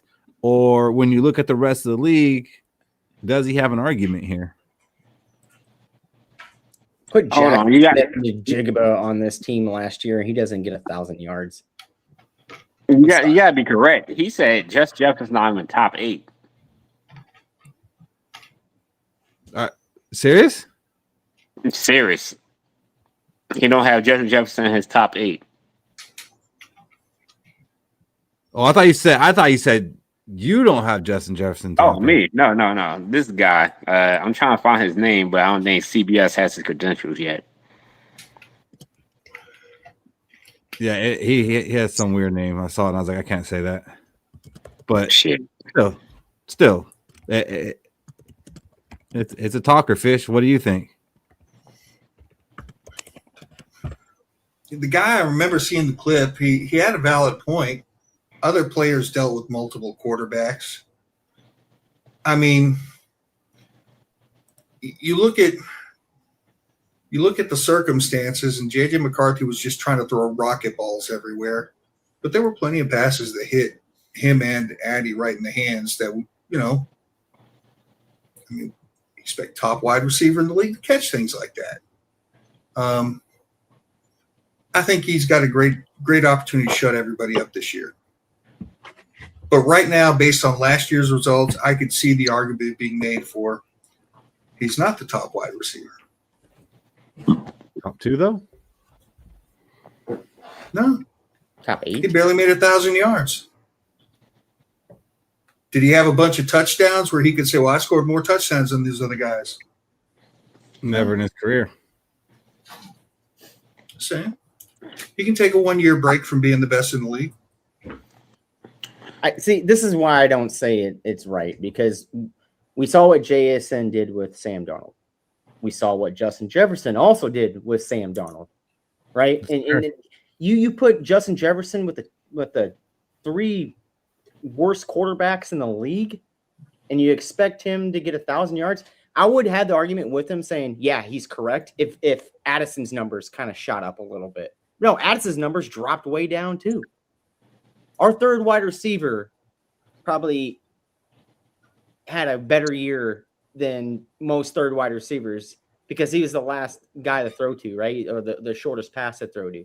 It doesn't make any sense. He's coming in. Oh, he's not top 8. He's not top 2. And this is not feelings. Justin Jefferson is the best wide receiver in the league. He would have seen it year in, year out with mediocre quarterbacks. The Vikings haven't had a no-shit quarterback on this franchise since Justin Jefferson has been here in the league. And you to kick him out of your top 2, top 8. Then he had to sacrifice himself through the worst quarterback play ever throughout NFL history. Let's put it at that. That was pretty bad quarterback play last year, and he still cracked 1,000 yards. You throw JSN on this team, you throw Jamar Chase on this team, they don't crack 1,000 yards. Get out of bullshit. Ooh, that was passionate. I liked it. I think I have Jamar Chase number 1 right now, and that's just being real. Yeah, I could see Jamar Chase being 1 because he dealt with some quarterback things, and whoever that quarterback last year came in through 5 interceptions against us in one game. I can still see it. Mr. Jake, you don't remember that former Vikings legend? Yeah, Jake Browning. Yeah, Jake Browning. Yeah, that guy. And Jamar Chase didn't really do anything in that game. Shaq, do you think that we've already seen Justin Jefferson's ceiling? I have. Pretty much. I feel like that second and third year we had Justin Jefferson. That was his ceiling, which is not bad. It's a pretty elite ceiling. We just need to get back to that ceiling. And you think so? Yeah. He just got to catch those passes that we see him catch from Kirk Cousins and Sam Darnold. Those plays where you be like, that was a horrible throw, but Justin Jefferson somehow made an amazing catch. You just got to get back to catching those amazing throws. And the guy's name is Ledger Douzable. Yeah, like I said, so I'm trying it. Yeah, I'm saying it because I want to tell him to eat a dick. Justin Jefferson is the top 3 receiver. CBS, you can keep hating on the Vikings, but you're always wrong every time you predict about the Vikings. So just stick to the 31 other teams because you don't know shit about the Minnesota Vikings. Facts. So who are the top wide receivers? I mean, the ones I was thinking about, Jamar Chase, Amon-Ra St. Brown, Drake London, Jordan Addison. No, stop. My thing is, USC skit. with those guys, Jamar Chase, JSN, and when you give them mediocre quarterback play, they don't do so well. You give Justin Jefferson mediocre quarterback play, something we didn't hit last year, mediocre. He does through the amazing things. 1,400 receiving yards and whatnot that 1 year. Offense player of the year with mediocre 1,400 yards with who? Like you're gonna say Kirk Cousins wasn't good quarterback play? Come on now. Kirk Cousins is a wide receiver dream. He might not win games. Hold on, time out. He's a wide receiver dream. He's no Joe Burrow. He's no Matthew Stafford. He's no Sam Darnold. I'll say this. All those guys been to the Super Bowl. The receivers. I think Kirk Cousins is just as good as a passer as all those guys you named.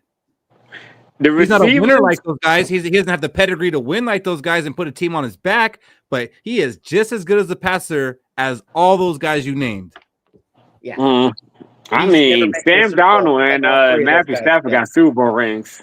Last time I checked. 2 of 3 got Super Bowl rings. I'm talking about as far as the wide receiver is concerned.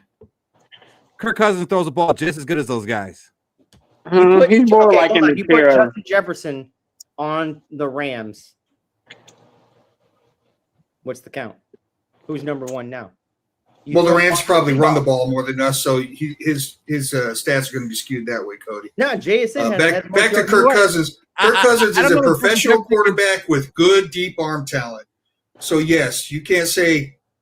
I mean, they just work together. It's not that Kirk Cousins is average. Kirk Cousins is above average as far as play. Winning, no, he doesn't have that clutch gene, but delivering the ball, he's pretty damn good. Now, I don't know that Jefferson could do the things that the Rams receivers do good. Like when KOC came here, he said he was going to use him like Cooper Kupp, and we haven't seen that because I don't know that he can do that. I don't know. Matthew Stafford made 2 different wide receivers look good on that Rams team, and one missed half the year. Who did he make? Devontae Adams. Old. Yeah, because Devontae Adams never looked good before. Yeah, he's old. Like, I mean, at the end of the day, I feel like there's certain receivers that could play with any quarterback, and Justin Jefferson is one of them. Jamar Chase is one of them. I'll say I don't know that Jefferson is one of them. I think we're talking about how he's not. Because he's one of them. He had one down year, and that's because we got JJ McCarthy, who didn't play the full season, Carson Wentz, who don't know the playbook, and then Rosemer. So not anyone. Can't be anyone but those 3. Anyone besides Rosemer. Throw Jamar Chase on the 2025 Vikings and throw Justin Jefferson on the. Yeah, you're talking about whataboutism, though.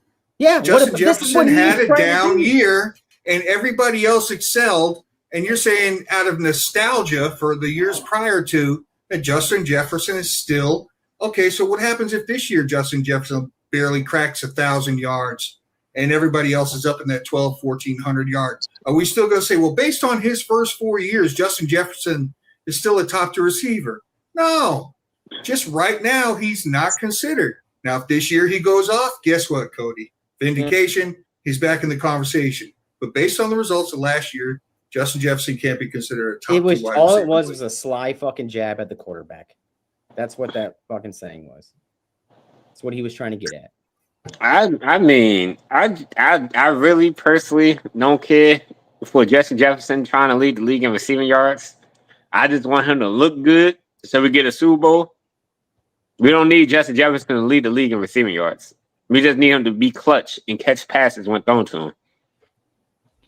No, we don't want that because normally if you have a wide receiver leading the league in yards, you're probably not winning the Super Bowl. Historically speaking. Well, yeah, unless you're Cooper Kupp. Yeah, we're talking. Okay, that happened once. Or Jerry Rice or Marvin Harrison. I don't think they. All I'm saying is it's more about Thomas, if you've got the wide receiver who's the 3rd highest paid wide receiver in the league, you're probably not winning the Super Bowl.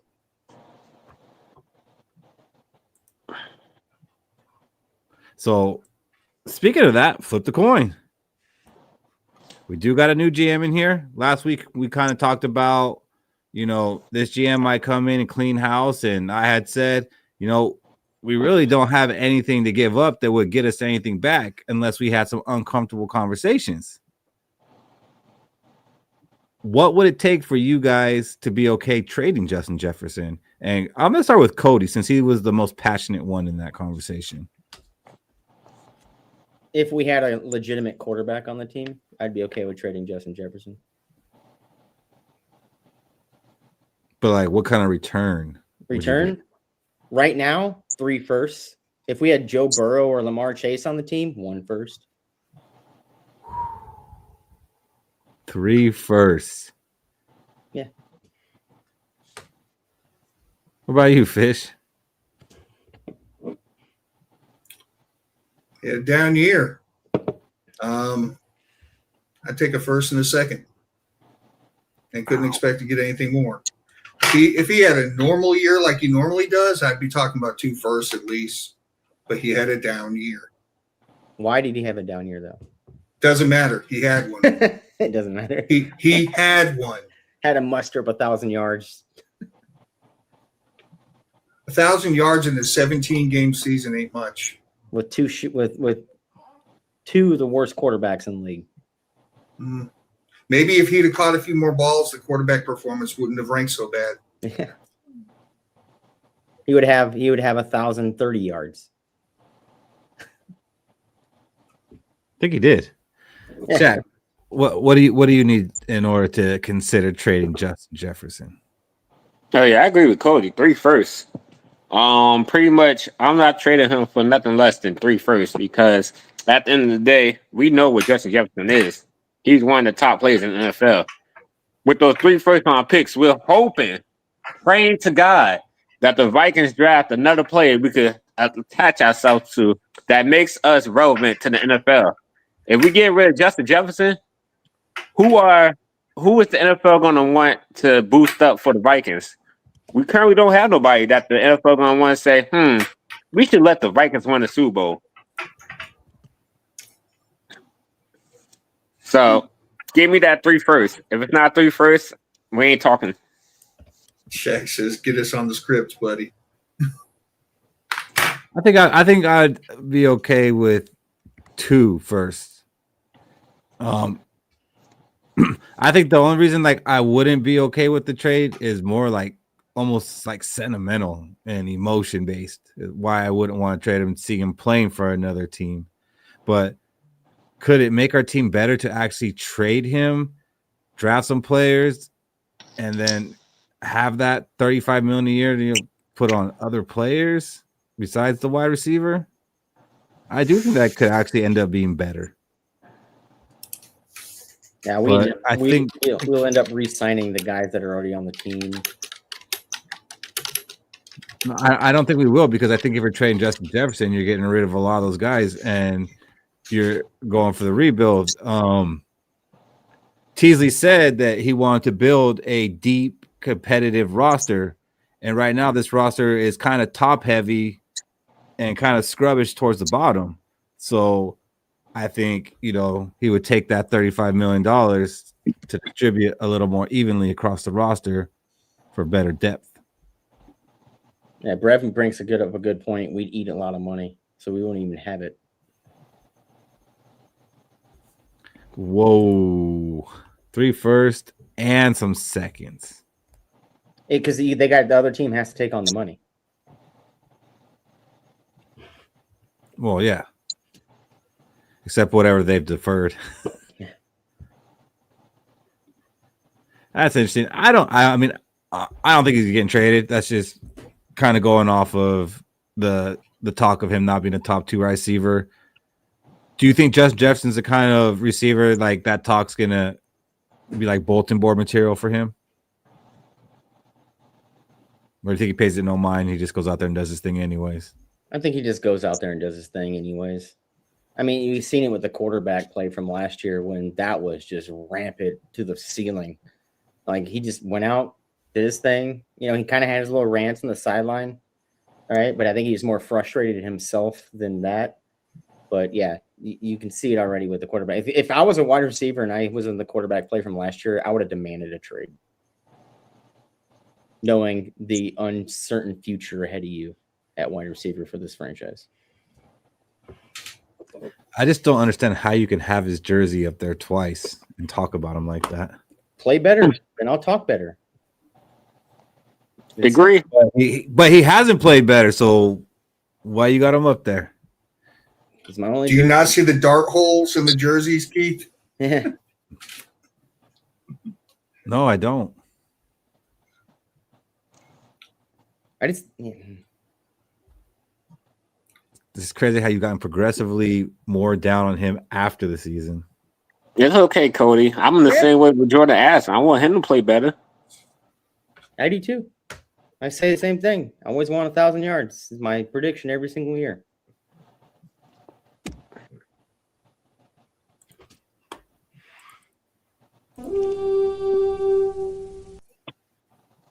Who's got one? Go for it, Fish. Okay, coming off of that conversation about Justin Jefferson, the Minnesota Vikings offense would be better served to have solid quarterback play without a Justin Jefferson on this team than they would be to have average quarterback play with Justin Jefferson on this team. Yeah, I can buy that. Getting like a Joe Burrow, I'd be willing to trade Justin Jefferson for one first.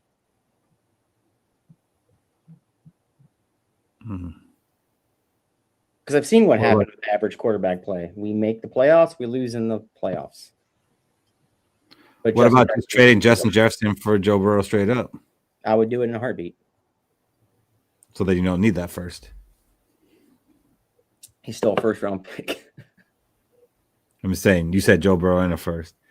No, just yeah. If we can get Joe Burrow somehow, free agency, never happened.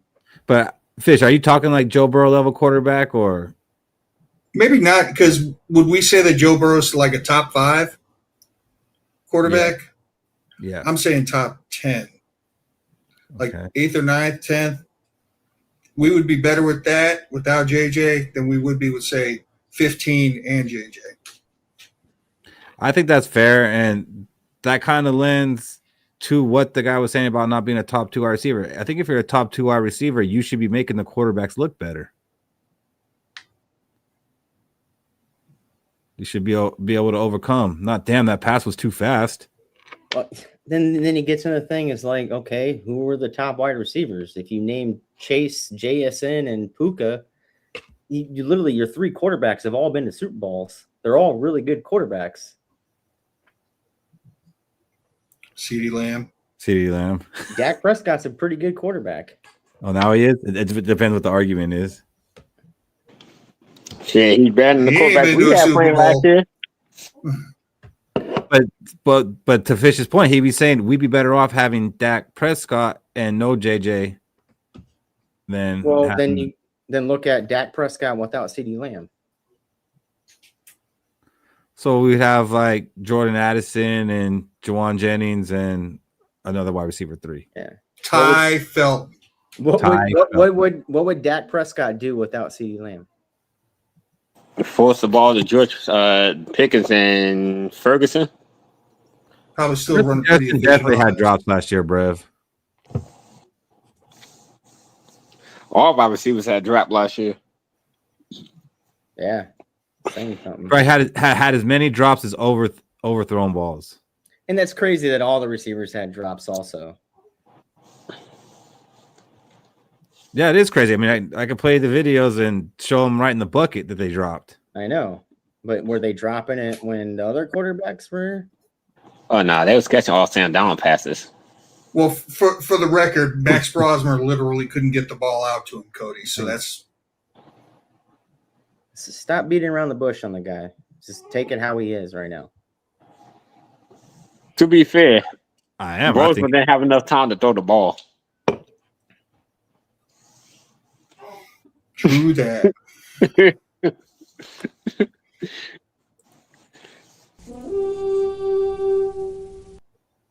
Anyone else got one?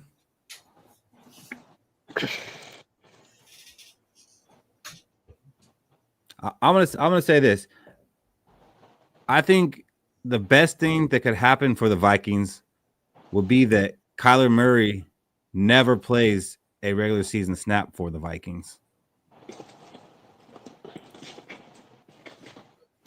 I can agree to that. On one condition. We didn't get Joe Burrow. I know. It'd be that JJ McCarthy is Joe Burrow. Okay. So that's what I'm saying. That JJ McCarthy ends up beating him out. So now we're back on track with our franchise quarterback, the one that we drafted, our young guy who's still on his rookie contract, who beat out the competition we brought in, which we all expected us to bring in a quarterback for competition. Now, we didn't expect it to be at Kyler Murray level, but if he was still able to beat out that Kyler Murray level thing, that's awesome. Back on track with our franchise quarterback, back to the plan, and we're going to trade Kyler Murray. And we're probably going to get at least a second-round pick for Kyler Murray for a guy that we didn't pay anything to. Not even that $1 million. His new team's going to pay that $1 million. We're going to get a free second-round pick. Would you say that's the best case scenario? I would. Absolutely. Yeah. I'm with you. I'm 100% buying what you're throwing down, Keith. That's the best case Keenum scenario. Yeah, I think it's the best case. That is the best scenario. Is McCarthy. That is the best scenario. So I'm 100% on board with that. It's the best case. If you say it's not, you don't know ball. 100% don't know ball. If JD McCarthy is not the starter of this football team, right, and you say, well, that wasn't the best case scenario, you don't know ball. Sorry. So yeah, that's just my way of going around saying that I think what's best for the Vikings is that this is actually a competition and JJ McCarthy wins it. And if that does happen, I don't think Kyler Murray stays on this team. Like, he'll be traded to the first quarterback that gets an ankle sprain. And it'll be at least a second-round pick. And we will not have paid Kyler Murray anything. And the hilarity will ensue if it's the Cardinals.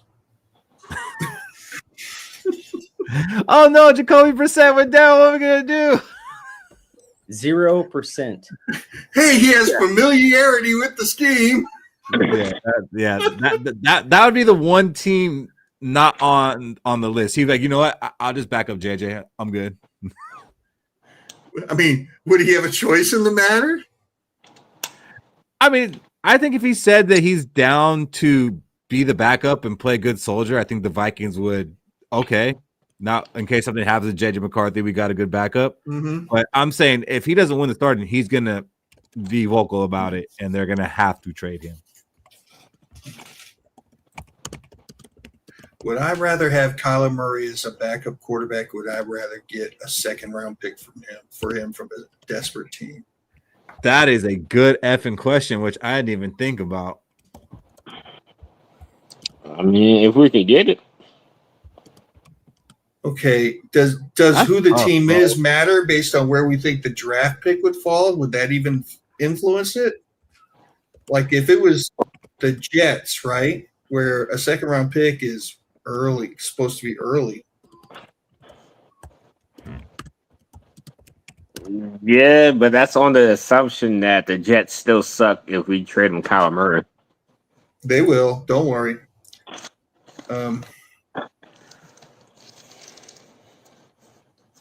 Man. Cody, what would you do? For what? Sorry, I was typing. If you had the choice between keeping Kyler Murray as your backup or if a quarterback needy team all of a sudden said, we'll give you a second-round pick for Kyler Murray. Oh, I'm trading Kyler Murray. He's the backup. I have Carson Wentz still on the team. All I need my backup to do is win 2 to 3 games when the starter's out. If the starter goes out for longer than 2 to 3 games, the season's over, regardless. Yeah. I think we live on the notion as Vikings fans is, hey, we can win with a backup quarterback. We've seen it, and we hold on to it so much because we've seen it with Randall Cunningham. We've seen it with Case Keenum. We saw a little bit with Josh Dobbs winning a couple games. Like we hold on to that, and that's what we think we can win games further in the playoff scenario. No, I'm trading Kyler Murray if he's the backup. Brev, I think we can get a second, but it's situational. It's somebody starting quarterback went down, and it's oh my gosh, what are we gonna do? It's not Like just Jalen Hurts. it's not just Jalen Hurts or Dak Prescott. You know, they go down, and that those are teams with playoff aspirations. I don't think it's just a team like, oh, well, we can improve our quarterback play a little bit here. Like, I don't think the Jets are going to offer us a second round pick. Yeah, I think it's a team that only has 2 losses. My bad, 2 losses before the trade deadline. That they're securely in the hunt. No, I think this is a preseason injury. I think this is Teddy Bridgewater. I think this is Sam Bradford. But it's a second round pick. I don't think we're going to parlay a first out of it. But again, I'm saying that's his best case because that means JJ McCarthy was good, and we're on the right. We're back on the track that we were, and KFC like, what's my plan the whole time? Yeah, I got it. Like just needed to humble the kid. Just Hey, Shaq, you want to go into this season with the same QB room as last year? And I was gonna say that. I was gonna say that's funny that Cody's like, well, I'll trade him and we'll have Carson Wentz as back. We'll be fine. It's like, wait. That puts yes, I would. You know why? The quarterback room is last year. Hold on. You know why I would? You know why I would? Because I have the same quarterback room as last year. I don't have a jumble of stuff, and I'm trading for a guy or getting Carson Wentz a week before the start of the season. My quarterback room is. Damn it, Brev. Yes. I'd rather have a quarterback room than adding a quarterback a week before the season. Hey, that's the backup. I think I would take the second round pick over Kyler Murray being our backup only because of what the draft is next year. That second round pick is like a first round pick of this year's draft. And that could also be used to move up in the first round.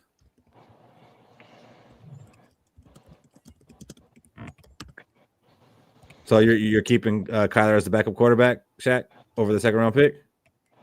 It needs to be top 35 pick for me to trade Kyler Murray. How do you guarantee that? You don't. So then that's the problem. So then just say that you're not trading him. Get around the bush. Yeah, I mean, since we're not going to get what we want, we might just keep him as a backup. Wait for JJ McCarthy to go down. Throw Kyle Murray in there. Win the Super Bowl.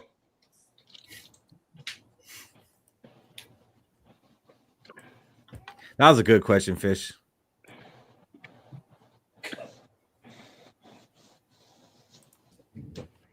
All right. Let's get into our purple prophecies and make some predictions. Go ahead, Michael Fish. Hope I pronounce this right. Erling Haaland will sound the Gjallarhorn in the Week 1 opener. The Norwegian soccer star. I was going to ask who. You're going to have to educate me. That's the long blonde hair guy, right? Yep. Yeah.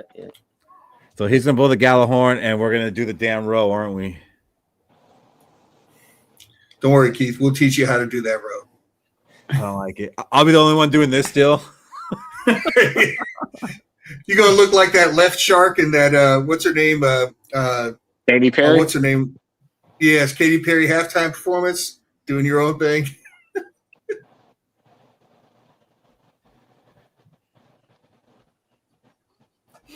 All right, Cody, what do you got? Cody's back wall will no longer have a JJ McCarthy jersey on the back. It'll have a Krill, a Gabrick, a Moss, a Jefferson, a Garnett, and a Joe Mauer and Byron Buxton all autographed jerseys in the back. There's my prophecy. By when? By August 1st. So if one of them gets delayed in the shipping, he's off. No, that's not my prophecy. But who's Gabrick? Yeah, Marion Gabrick. He played for your LA Kings back then. I'm about to say he was a Stanley Cup winner with us, boy. Yeah, I know he was, but hey, he was our very first draft pick. I'm just now getting to hockey, so leave me alone on it a little bit. I'm about to say he got a cup over here. I was making sure I heard that right. I was like, wait a minute, did he just say Gabrick? Yeah. So I'm trying to go all goats, right, for the 4 teams, and then I'm going to try to go all future goats. right now, and I would get a Kirby Puckett jersey, but man, them things run high, so that won't be happening. Just get the jersey and forge it. No one's gonna forge it. Get a facsimile. No one's gonna know, like, in the background. Yeah. But my real purple prophecy for this year is what we just talked about earlier about trading a quarterback away. Kyler Murray or JJ McCarthy will not be on the Minnesota Vikings in the 2026-2027 season. One of them two will not be on the team. At what point? Nope, I ain't saying what point. We're just pushing it right there. Steal it. So you're saying they're not going to finish the season? No, they're not going to be on the team. They're either going to be traded. So they're not going to finish the season on the Vikings. On the Vikings. Because they can be traded by the deadline. I don't know when they're going to be traded, but whoever's the starter, that backup becomes tradable really, really fast. Would have been a lot hotter if you just said they're both not going to be on the roster. Would have been a lot hotter if you said by week 1 they won't be on. You know what's hot is spending $3,000 on jerseys for the back wall that I lost. All right. I mean, maybe, I don't know. Maybe you won the lottery. It might not be that hot. No, we're not that lucky. I just lost the parlay because the Twins gave up a 7-0 lead. Apparently, the new kid's already got a part-time job to help out, huh, Cody? Yeah, she's working. Hey, Brev, I got NHL 25 if you want to get down. I could probably go get 26 now. It's probably like $20, right? All right, Shaq, what do you got? My purple prophecy is Harrison Smith will be back, and he will join the elite, luxurious club of the 40-20 club, which is the 40 interceptions and 20 sacks before the end of the year. Okay. All right. So Shaq says that Dallas Turner is going to get what, 20 sacks or was it 25 sacks? 25. 25. He got a great record out here. So, like, I'm kind of feeling you, but not feeling you that much. I don't think Dallas Turner is going to get 25 sacks. What I do think is Dallas Turner will have more sacks than Jonathan Grenard this year. Lame. At least say Michael Parsons. No, I'm going for the guy he's replacing. Just like last week, I went with the 2 tackles who they're replacing. I think he will have more sacks than him. So if Grenard has 24 sacks, then I'm going to be right there with you that Dallas Turner's going to have 25. Now, realistically, I think it's going to be like 13.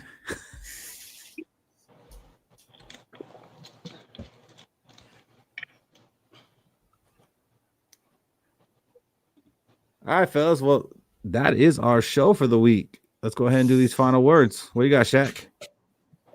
Final words. Thanks for tuning in to another episode of Let's Go Podcast. If you're feeling generous, you can send donations our way by clicking the $ on YouTube, or you can type in on the Cash App, $ Let's Go. You can send any amount of money.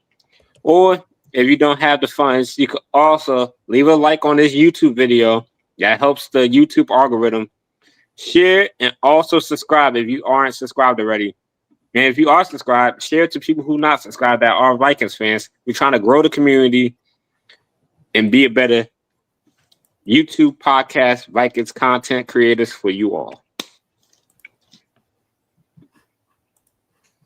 All right. Michael Fish. For Vikings fans, by Vikings fans. Thanks for joining us tonight, everybody. Appreciate you joining us and commenting. It's getting closer. Time will fly. Next thing you know, we're going to be in preseason football. We're only what, three weeks away from minicamp? Is it 3 weeks, I think? So just hold it down and stay with us. We're going to be into some football before you know it. To 20 more years, let's go. Cody. Hey, it's Friday night. I know what you guys are doing out there, right? Drinking down some beers, your liquor, your bourbon. If you drink vodka, you're kind of degenerate. Sorry. But other than that, hey, you guys, you listen to us, so we can listen to y'all.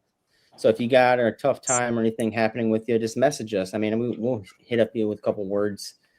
Other than that, just be safe for the weekend, right? And like Fish said, for 20 more years, I love this podcast. I love you all. I can't wait to see all at Skol Fest. And always, let's go. All right, that's the show. We will be back next week. Not sure if it'll be Thursday or Friday yet, but we will be here, or at least some of us will be. Some of us won't be. Probably have a special guest host, so stay tuned for that. Like Shaq said, tell some people about the show. Get us some subscribers. We are 112 away from 1,000. I want to hit that 1,000 before week 1. So help us out with that. Till we see you guys next time. Let's Skol. Let's go. Boom.